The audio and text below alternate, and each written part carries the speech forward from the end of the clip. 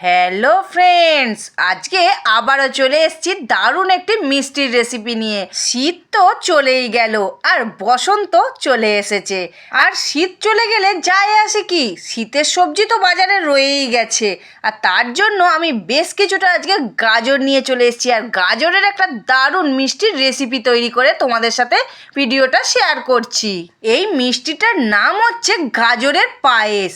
তার জন্য আমি এখানে বেশ কিছুটা পরিমাণ গাজর নিয়ে ভালো করে ধুয়ে গ্রেটারে গ্রেট করে নিয়েছি। এখানে আমার 250 গ্রামের মতো গাজর আছে, তোমরা তোমাদের পরিমাণ অনুযায়ী নিতে পারো। আর গাজরের পায়েসটা বানানোর জন্য আমি এখানে কমলা কালার গাজরগুলো নিয়েছি, লাল গাজর হলে কিন্তু চলবে না, এই ধরনের গাজরটাই নিতে হবে। এবার আমি একটা কড়াই বসিয়ে দিয়েছি, পরিমাণ মতো ঘি দিয়ে দিলাম, দিয়ে কাজু কিশমিশটা অল্প একটুখানি ভেজে তুলে রেখে দিলাম। ওই ঘিয়ের মধ্যে দুটো তেজপাতা ছিঁড়ে দিয়ে দিয়েছি, তেজপাতাটা ভাজা হতে গ্রেট করে রাখা গাজরটা দিয়ে দিলাম, দিয়ে খুব সুন্দর করে এটাকে ভেজে নেব।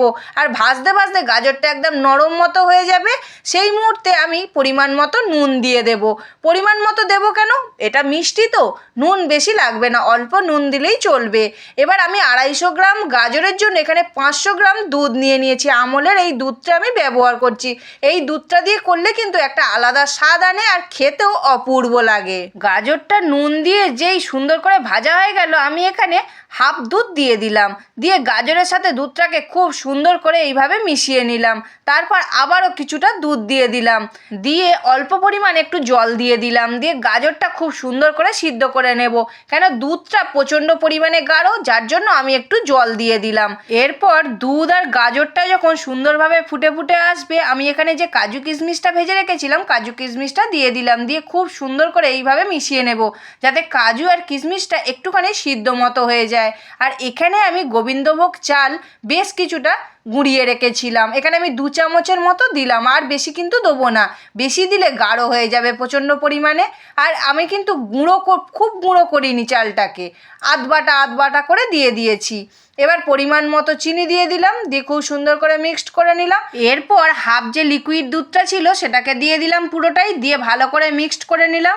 আর 10 টাকার যে গুঁড়ো আমল দুধের প্যাকেট পাওয়া যায় দোকানে, ওই দুধের প্যাকেটটা নিয়ে এসে আমি পুরোটা দিয়ে দিলাম, দিয়ে খুব সুন্দর করে মিশিয়ে নেব, যাতে একটা ক্ষীর মতো লাগে আর পায়েসটা হয় অপূর্ব। এখানে 2টো ছোটো এলাচ আমি সুন্দর করে ভেঙে দিয়ে দিয়েছি, খুব গুঁড়ো করব না, একটু আধ ভাঙা করে দিয়ে দিলাম।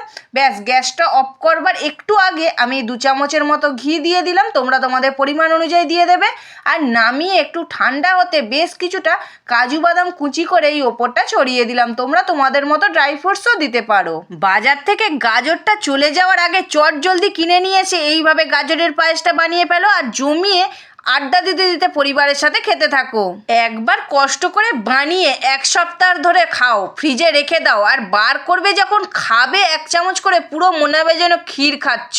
আর তার সাথে 10 বছর করে একদম বয়স কমে যাবে, আমি গ্যারেন্টি দিয়ে বলছি। আমি না শুধু, তোমাদের দাদা ভাইও এই কথা বলে, কি জিনিস খাওয়ালে 10 বছর যেন বয়স কমে গেল। বন্ধুরা, আজকে গাজরের পায়েসের রেসিপিটা কেমন লাগলো অবশ্যই একটা কমেন্ট করে জানাবে। আর আজকের ভিডিওটা যদি ভালো লেগে থাকে সাবস্ক্রাইব করবে স্বাদের খোঁজে উইথ বান্টির চ্যানেলটিকে।